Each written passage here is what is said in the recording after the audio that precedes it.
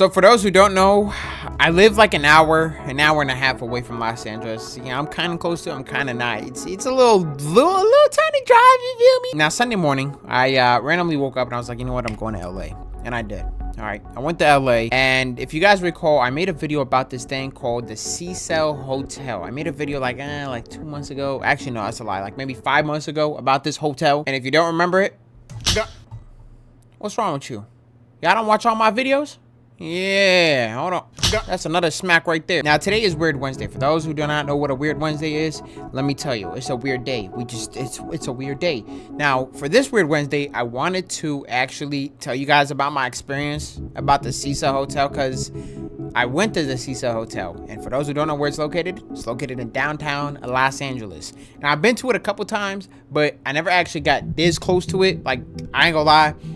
This is probably the closest I've gotten. You know what I'm saying? Like, I've ridden bikes around downtown LA. I've ridden scooters, whoop-de-whoop, but I've never actually, like, you know what I'm saying? Like, went that close to it. And if you've ever been to downtown LA, you know it's nothing shabby, bro. At least, like, you know what I'm saying? Around that part is up there by Adams. It ain't really cool. It's not all that. There's a lot of crackheads, tweakers, a lot of homeless people. And I'm not saying this in a weird way where it's like, oh my God, homeless people, ew. No, come on. Y'all know I'm humble about that. There's actually so much history about this hotel within itself. It's almost like when you go there, you can literally feel its energy and its vibe and its presence. Like every single emotion is going to hit you at one time.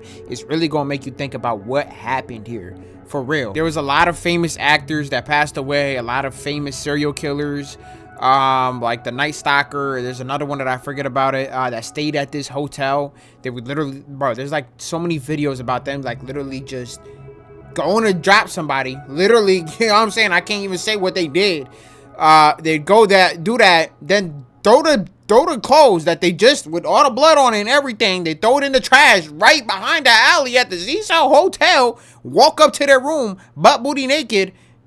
The Night Stalker did that. I'm not making this up. Netflix's documentary series Crime Scene, The Vanishing at the Cecil Hotel, has true crime fanatics talking all about the infamous Cecil Hotel of downtown Los Angeles, California. The hotel's infamy reached new heights in 2013 So when I went there, that sign was gone. It's almost like they kind of just took it apart. This is when I went there, which was like literally 3 days ago. The signs were gone. There were people in the rooms. I'm pretty sure, if I'm not mistaken, because I didn't go inside all the way, because there was like security guards as well, and tweakers and crackhead. Bro, I'm not gonna lie, I was not finna mess with no crackhead, bro. Respectfully, bro. You gonna have to call up the Avengers or something to handle them. So there was like people staying in rooms.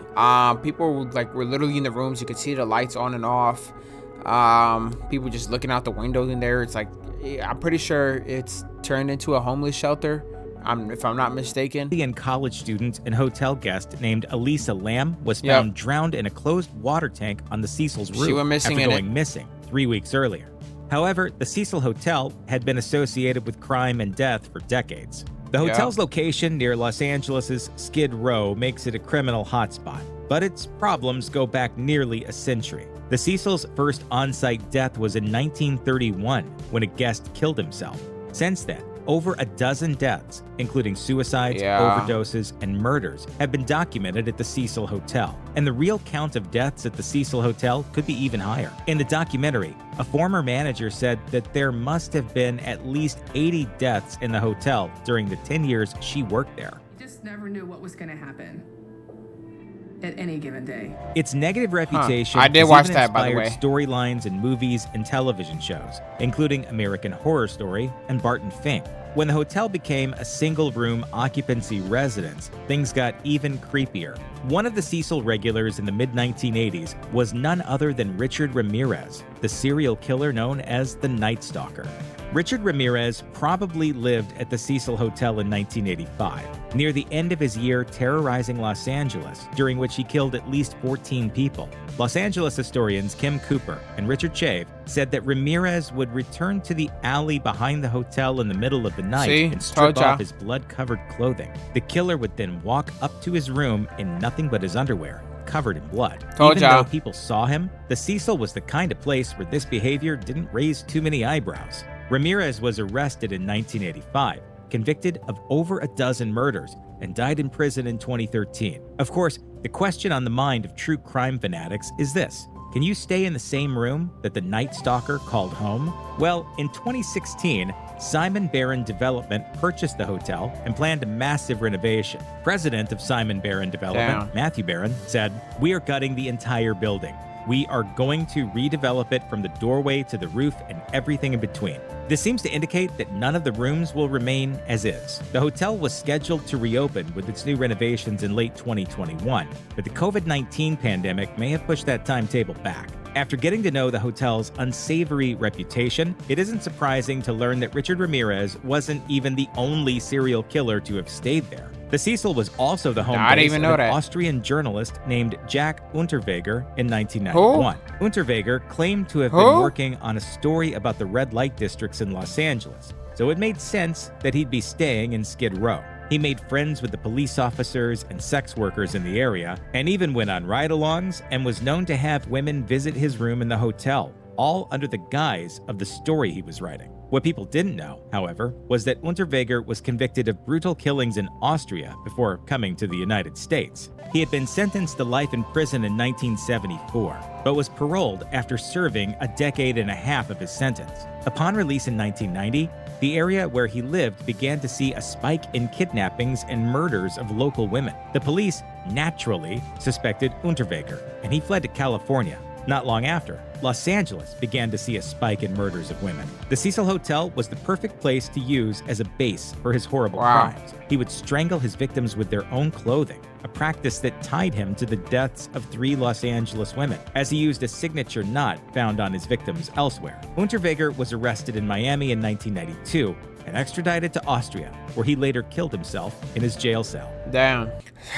I won't lie. So peep this, right? Like, I won't even lie to you guys. When I went there, which is like, by the way, it is next to Skid Row. I walked from like a restaurant that I ate at. I went to a restaurant down the road. It was like maybe 10 minutes down the road. I went walking. It was like a mile away, right? Came back to the hotel. I went to the hotel. Never came back. Whoa! It's not like I was staying there. Hold on. I was only in LA for like 8 hours max. But I went to the hotel and I got this like weird sort of energy and vibe from it. Like, I ain't gonna lie, like, it's hard to explain. You ever just like sort of just like kind of get not necessarily dizzy? It's more so like you kind of get like weirded out. It's like you start feeling some sort of thingy in your body. Then your head goes light. It doesn't get dizzy, but your head goes light. That's the energy and vibes that I carried out. And I'm not sure if I took a picture of this, but there was like literally a crackhead just like looking at me the whole time. Like, it almost like with a knife, by the way. The dude had a knife, like a little pocket knife, just flinging that thing around. I'm like, bro, I'm not. You feel me? Like, hold on, where my gun at? You feel me? It was a creepy vibe for sure, and I just kind of like, I don't know, I'm into that true crime type of thing. I don't know about y'all. I really like the true crime experience. Not necessarily like the crimes itself, but just the history, the documentation behind it. Like the fact that Night Stalker, the serial killer that was terrorizing California, literally would go around, drop something, then come back to the Cecil Hotel like nothing happened and just stay there. It was weird. You know what I'm saying? Like, it was weird. And to feel that I walked like the same pathway he probably did, you know what I'm saying, and looked at the same things, the same buildings he looked, you know what I'm saying? Like, that's weird in a way, because it's like I'm living in the history of what happened. You know what I'm saying? Like, I'm not part of the history, but it's almost like you feel that energy that you just experienced. Wait, I didn't experience nothing. I mean, I did experience something, but I ain't experienced what he experienced. But I got the, like, you feel me? I got a little remedy of what that era was like. You get what I'm saying? I'm pretty sure Marilyn Monroe stayed here. A lot of John Stalker. That's the Night Stalker. A lot of like famous people stayed at this hotel, and at the time, it wasn't really a considered, how do you say it? I mean, now it's like poverty. Like, it's super bad. Like, bro, when I walked by, like, I smelled human poop, like human body fluid. I ain't gonna lie, I was smelling K2. I was smelling meth, crack, every drug in the history of its planet was on that road right there. And you know what? That's normal considering Skid Row is down the street. But it's like, I don't know. It's like weird as hell. It's not weird, but it's like, no, it is weird. What am I talking about? If you ever have been to California, I highly recommend you. No, actually, don't go. Don't go check it out. Hold on. I don't know if you're into like true crime stuff and whatnot like this. It's definitely a site that you want to see. Not see in a way where it's like, oh my god, fantasize about it, but more so in a way where it's like, it's cool to experience, especially if you're into like true crimes or whatnot. I'm pretty sure the room that the Night Stalker did stay at, the serial killer, actually is still there. I'm pretty sure, if I'm not mistaken, it was on the it was room 418, and then with my calculations and the maps that I looked at the internet, somebody was actually in that room at the time that I did went. Also, another thing I want to mention is that right now, like if you go there right now, you're gonna see security guards that are guarding it, because I'm pretty sure that it turned into a homeless shelter. That dude that bought this had plans to renovate a whole entire new hotel and completely construct it and deconstruct it. But to be completely honest with you, there's no saving. I think that area itself, especially with Skid Row being down the street, I think that area itself doesn't, like, I wouldn't stay in downtown Los Angeles. I mean, I don't think I'd ever get a hotel anywhere in downtown Los Angeles. But that area itself, like, it's just kind of there. Like, there's no changing it. I mean, literally the whole entire world would have to like shape shift the atmospheric angles to get rid of that energy and that vibe. You feel me? Like, the vibe and the energy that you feel, no matter, you could build a $30 billion hotel, 455,000 rooms, whatever it is, a skyscraper, the tallest one taller than Dubai's. I don't freaking know. There's no, how do you say it? Like, it's like that area itself is cooked. It's cooked. Like, it's actually like, it's not even the people. It's not even like, you know what I'm saying, the population there, the homelessness, the tweakers. It's not that, you can get rid of those easily.